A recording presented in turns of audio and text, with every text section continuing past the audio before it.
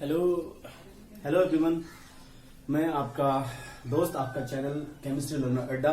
तो आज हम पढ़ने वाले हैं vapour pressure of a solution. क्या है vapour pressure of a solution? Vapour pressure अगर हम समझेंगे किसी सोल्यूशन की, तो आप थोड़ा सा ऐसे इमेजिनेशन कीजिए कि हमारे पास एक सोल्यूशन है या हमारे पास एक द्रव है, एक भरा हुआ बीकर में एक सोल्यूशन रखा हुआ है। उस द्रव में क्या होता है, उसके जो मॉलिक्यूल्स होते हैं वो आपस में और उसी बीकर में क्या करता है, गति करता है, हम कहते हैं मूवमेंट करता है। उसमें होता क्या है, उसमें होता है कि सरफेस के भी मॉलिक्यूल्स होते हैं और उसके अंदर के भी मॉलिक्यूल्स होते हैं। तो इन दोनों मॉलिक्यूल्स, होता तो पूरा ही बहुत ज्यादा मॉलिक्यूल उसमें होते हैं। किसकी बात कर रहा हूं मैं? किसी एक बीकर के एक सोल्यूशन की बात कर रहा हूं। उस सोल्यूशंस में मॉलिक्यूल्स होते हैं, सरफेस के भी मॉलिक्यूल्स होते हैं और उसके भीतर के भी मॉलिक्यूल्स होते हैं। तो ये मॉलिक्यूल्स क्या करते हैं, गति करते हैं, मूवमेंट करते हैं। तो सरफेस की जो मॉलिक्यूल की जो गतिज ऊर्जा होती है, यानी काइनेटिक एनर्जी जो होती है, उसके अंदर की मॉलिक्यूल की काइनेटिक एनर्जी काफी ज्यादा होती है। तो इस प्रकार से क्या होता है, जिसकी काइनेटिक एनर्जी जो सरफेस पे है उसकी ज्यादा होती है, अगर इसमें ज्यादा होने की वजह से क्या होता है, ये पृथक होना चाहता है, मतलब इससे सेपरेट होना चाहता है, यानी ये वेपर बनना चाहता है। और जैसे ये वेपर बनता है तो ये एक प्रकार का फोर्स एक्सर्ट करता है, एक प्रेशर इस पे एक्सर्ट करता है। तो इसी को हम क्या कहते हैं, वेपर प्रेशर। क्या कहते हैं इसको, वेपर प्रेशर। तो वेपर प्रेशर ऑफ सॉल्यूशन का यही सिंपल सा फिनोमेना है। अगर आप इसको लिखना चाहेंगे तो ऐसे लिख सकते हैं, लिखवा देते हैं कि the partial pressure exerted by the partial pressure exerted by any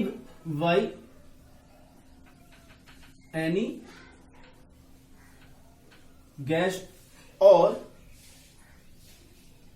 by any gas on, क्या लिखना है, on the surface, on the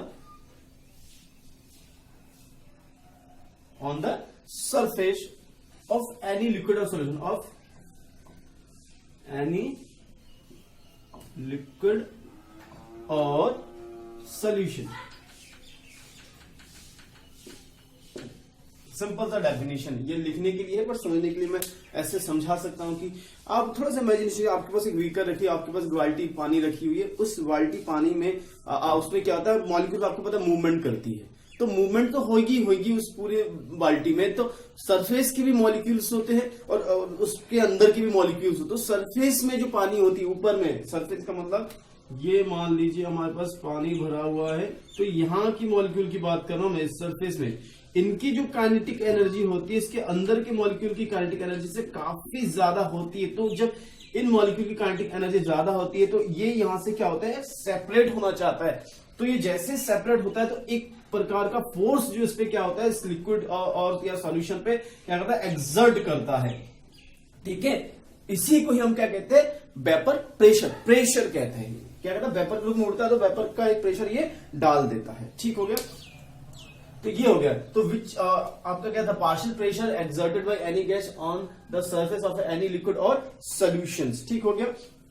अब मैं लिख सकता हूं विच इज, हम लिखेंगे विच इज, हम क्या लिखेंगे, which is volatile in nature. और ये क्या, कैसा नेचर होना चाहिए, वोलाटाइल इन नेचर। वो वोलाटाइल इन नेचर में होना चाहिए at equilibrium, at equilibrium conditions. ठीक हो गया। चलिए अब हम नए टॉपिक की बात करते हैं, factor affecting of vapour pressure. हम यहां पे बात करेंगे factor affecting of vapour pressure. सबसे देखिए, कुछ फैक्टर्स है जो अफेक्ट करता है वेपर प्रेशर, यानी कि वेपर प्रेशर होने के लिए कौन कौन से ऐसे फैक्टर्स है जो इन्वॉल्व है, जिस वजह से या तो वेपर प्रेशर बहुत फास्ट होता है या तो बिल्कुल भी नहीं होता है। तो फैक्टर यानी कि वो कारक जो ये वेपर प्रेशर, वाष्प दाब को हेल्प करता है या तो इसको रोकता है। तो ये चीज हमें देखनी पड़ेगी। तो फर्स्ट फैक्टर हम बात करें टेम्परेचर की।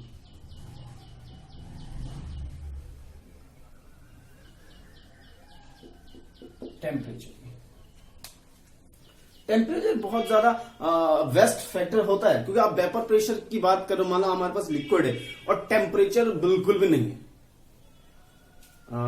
मतलब 0 degree Celsius temperature 0 degree Celsius है और आप ये अज्यूम करो कि वेपर होगा, नहीं होगा। तो टेम्परेचर का रोल बहुत ज्यादा यहाँ पे अच्छा रोल यहाँ बता सकते हैं, क्योंकि फैक्टर अफेक्टिंग वेपर प्रेशर में टेम्परेचर का क्या रोल। अगर टेम्परेचर 0 है तो भैया आपका कुछ वेपर नहीं बनने वाला है। तो बेसिकली हम क्या कह सकते हैं कि टेम्परेचर बढ़ेगी तो वेपर बनेगा। तो लिखने को हम लिख सकते हैं कि if increase the temperature, if increase the temperature, vapor pressure of a liquid or solution, vapor pressure of any liquid or solution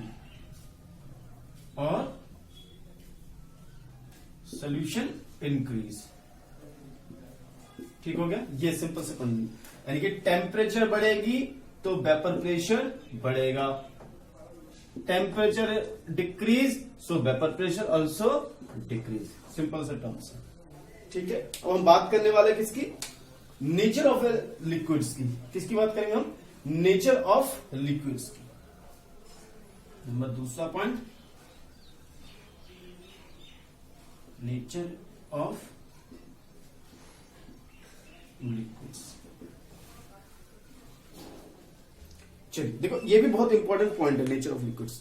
देखिए हम कैसे नेचर की बात करें, आपके पास लिक्विड्स रखी हुई, 2 टाइप्स के लिक्विड्स रखी होगी। एक टाइप के लिक्विड्स में क्या होगा, जो मॉलिक्यूल्स होंगी उनमें फोर्स ऑफ अट्रैक्शन बहुत ज्यादा होगा। फोर्स ऑफ अट्रैक्शन क्या होता है, यानी कि 2 मॉलिक्यूल आपस में जुड़े होंगे, 2 मॉलिक्यूल कहीं बहुत अच्छे बॉन्डिंग से जुड़ा हुआ है, बहुत सारा अट्रैक्शन के साथ जुड़ा हुआ है, और कहीं कहीं वीक तरीके से जुड़ा है, मतलब कि दूर दूर है, या जुड़ा भी है तो मतलब मरे हुए एक तरीके से। तो एक वर्ड मैं बोल रहा हूं, फोर्स ऑफ अट्रैक्शन। अगर 2 सोल्यूशन हमारे पास है, हम सोल्यूशन बना रहे, मान लीजिए हमारे पास एक ये सोल्यूशन हो गया, हमारे पास एक ये सोल्यूशन हो गया, समझ में नहीं आ रहा, मतलब ये हमारे पास एक सोल्यूशन, एक बीकर ये है, हमारे पास एक बीकर है। मैंने सिर्फ ये मॉलिक्यूल को देखिए, यहां पे देखिए, ये पे 2 मॉलिक्यूल है, यहां पे ये दोनों बहुत ज्यादा पास है, एक के ऊपर एक चिपका हुआ है। क्यों चिपका हुआ है, क्योंकि इनमें फोर्स ऑफ अट्रैक्शन बहुत ज्यादा है। इसमें फोर्स ऑफ अट्रैक्शन वीक है, फोर्स ऑफ अट्रैक्शन क्या है इसमें, वीक है, इसमें क्या है, स्ट्रॉन्ग है। अब आप खुद सोचिए कि जो लोग बहुत ज्यादा बॉन्डिंग में होंगे उनको ब्रेक करना आसान है, या जो वैसे दूर दूर है। आप बिल्कुल कह देंगे कि जो 2 लोग बहुत ज्यादा बॉन्डिंग में होंगे उनको तोड़ना, उनको ब्रेक करना वो थोड़ा टफ पड़ जाती है एज कंपेयर टू द जिनकी वीक है। इसीलिए अब मैं इसको कैसे बता रहा हूं कि जैसे फोर्स ऑफ, अगर किसी भी मॉलिक्यूल्स के किसी भी लिक्विड में फोर्स ऑफ अट्रैक्शन ज्यादा होती है तो उनका वेपर प्रेशर बनना कठिन होता है, जिनमें वीक होती है उनका आसान होता है। ठीक है, लिखना चाहेंगे तो मैं इसको लिखा सकता हूं, चलो ऊपर से मिटा देता हूं।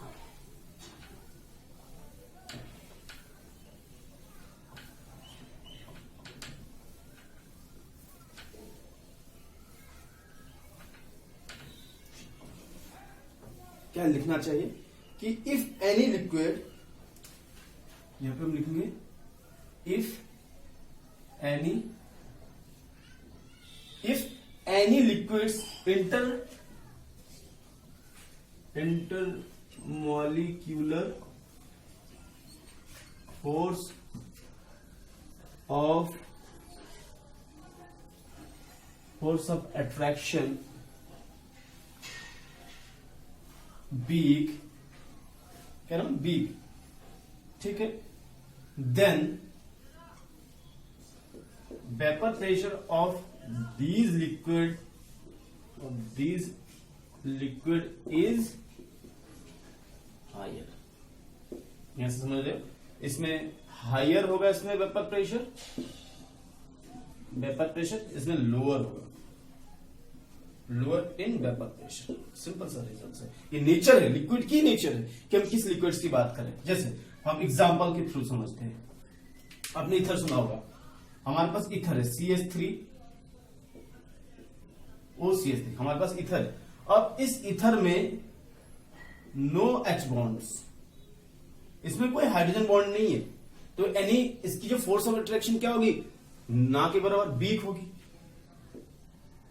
ठीक है। और हमारे पास दूसरा एक सोल्यूशन है C2H5OH, ठीक है। इसमें क्या है, H बॉन्ड प्रेजेंट होगा, तो ये आपका फोर्स ऑफ अट्रैक्शन क्या होगा, स्ट्रॉन्ग।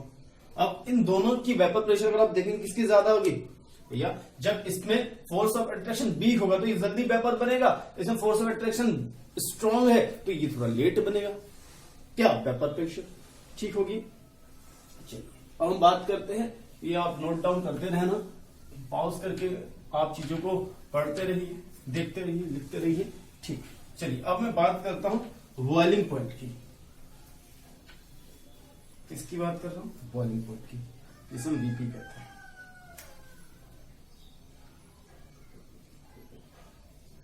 बॉइलिंग पॉइंट क्या है, बॉइलिंग पॉइंट देखिए बहुत सिंपल सा कॉन्सेप्ट होता है कि हम कह सकते हैं वहां ताप जिस पर कोई द्रव बॉइल होना स्टार्ट करते हैं, यानी वहां टेम्परेचर, यानी वहां टेम्परेचर, जिस टेम्परेचर पे कोई लिक्विड अपने लिक्विड स्टेट से वेपर स्टेट में कन्वर्ट होना स्टार्ट होता है, this point is known as a boiling point. तो अब इस बॉइलिंग पॉइंट का क्या कंसेप्ट है, कहते हैं कि बॉइलिंग पॉइंट लेस है अगर बॉइलिंग पॉइंट क्या हो, लेसर हो, अगर क्या करूं, boiling point lesser than vapour pressure क्या होगा, हायर होगा। समझे कि नहीं समझे, हमारे पास एक लिक्विड है,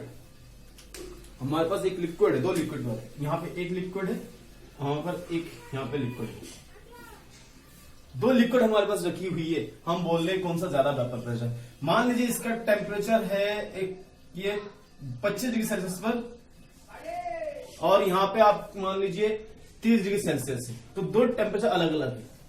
अब हम बात कर रहे हैं कि किस टेम्परेचर पर वेपर प्रेशर जल्दी बनेगी। तो वेपर प्रेशर बनने का सिंपल सा तरीका है कि आपका बॉइलिंग पॉइंट जहां इंक्रीज है, जहां लेसर है, जहां कम है, वहां आपका क्या हो जाता है, बहुत जल्दी आपका बन जाता है, ठीक। तो ये बहुत ज्यादा सिंपल सा कॉन्सेप्ट हो गया कि बॉइलिंग पॉइंट का मतलब इसकी लोअर बॉइलिंग पॉइंट है, हायर वेपर प्रेशर, यहां पे क्या होगा, हायर वेपर प्रेशर, कम ताप में उबल जा रहा है तो जल्दी वेपर, हायर टेम्परेचर में तो यहां पे लेस वेपर प्रेशर। ओके, आप समझ में आ रहे होंगे, नोट करते रहिए, बहुत इजी पॉइंट्स है, बहुत सिंपल सा पॉइंट्स है। चलिए मिटा देता हूं कि कुछ फैक्टर्स है जो वेपर प्रेशर में इन्वॉल्व है, ठीक। चलिए अब मैं बात करने वाला हूं किसकी, नेक्स्ट फैक्टर्स की। 4 नंबर फैक्टर है आपका प्यूरिटी ऑफ लिक्विड्स।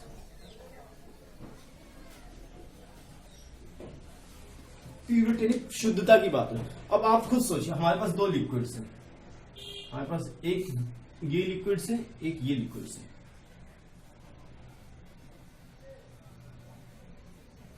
ठीक। हमारे पास क्या है, दो लिक्विड्स है, ये मान लीजिए हमारे पास क्या है, प्योर है, ये मान लीजिए हमारे पास प्योर नहीं है, इम्प्योर है, अशुद्ध है। अब ये प्योर और इम्प्योर में क्या डिफरेंस है, प्योर का मतलब सेम मॉलिक्यूल, मतलब अगर हमारे पास H2 तो सारा ये भी H2 का मॉलिक्यूल, ये भी H2 ये H2 का, और हम बोलते हैं इम्प्योर तो इसमें H2 के साथ कुछ और भी एडेड है, ठीक। तो हम ये बात कर रहे हैं, एक आपके पास इम्प्योर लिक्विड है, एक आपके पास प्योर लिक्विड है, तो कौन जल्दी वेपर बनेगा। ऑब्वियसली जब आपका सिर्फ प्योर फॉर्म होगा तो प्योर फॉर्म का, प्योर जो होगा शुद्ध वो जल्दी वेपर बनेगा, और जो इम्प्योर होगा वो थोड़ा लेस होगा, हायर होगा। सिंपल से कॉन्सेप्ट है। हम लिख सकते हैं the pure liquid has always higher pressure, हम लिखना चाहते तो लिख सकते हैं क्या लिखेंगे, the pure liquid has always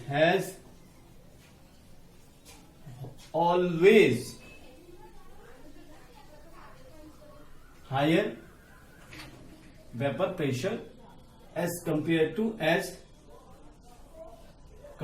to its solution।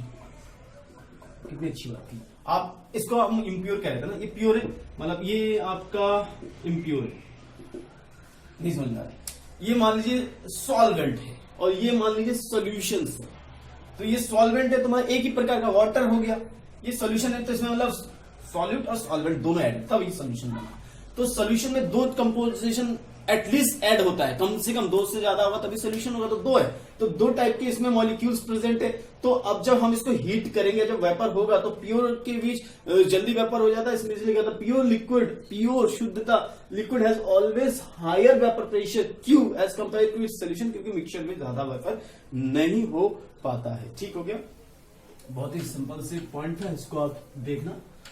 इसके बाद जो बहुत ज्यादा इंपॉर्टेंट है, एग्जाम में बहुत ज्यादा पूछा जाता है, base of the any competition exam in class of higher secondary. तो बात हम कर रहे हैं वोलाटाइल सब्सटेंस की, volatile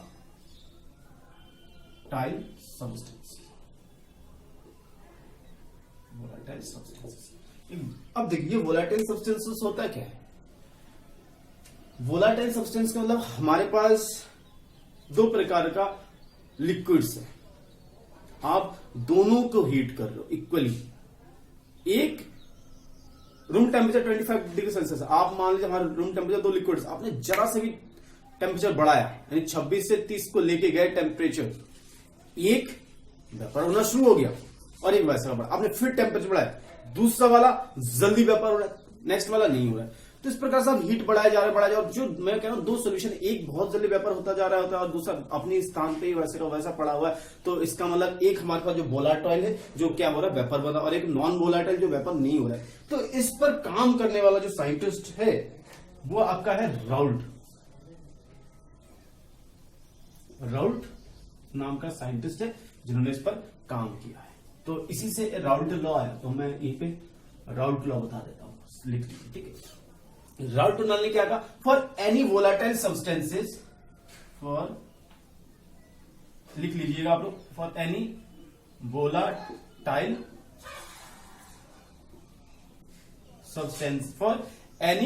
substances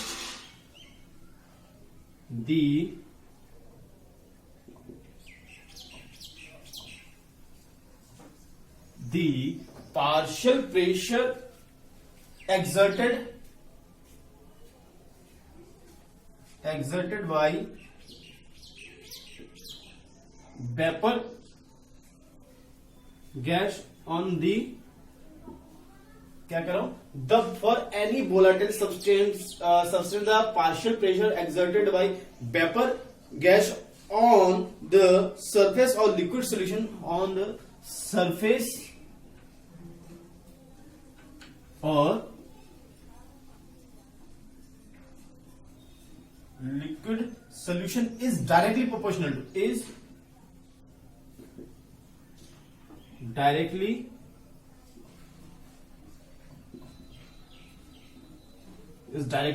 proportional to its mole fraction of a liquid, mole fraction in liquids। ठीक हो गया।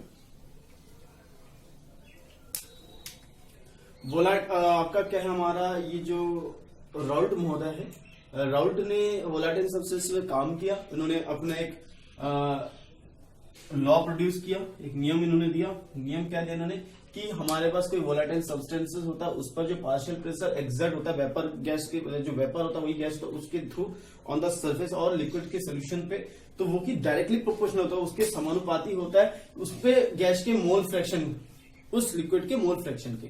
ठीक हो गया। तो अब इस राउल्ट भाई साहब ने क्या किया, इन्होंने इस नियम के ऊपर काम करने के लिए कुछ विशेष कंडीशंस अप्लाई की, मतलब कुछ विशेष कंडीशन पे इन्होंने काम की। तो कंडीशन नंबर 1 मैं लिख लेता हूं यहां पे, कंडीशन नंबर 1। ठीक, क्या है कंडीशन नंबर 1? चलिए, या तो अब वीडियो लंबा हो रहा है तो मैं इसको नेक्स्ट वीडियो में बताता हूं। ठीक,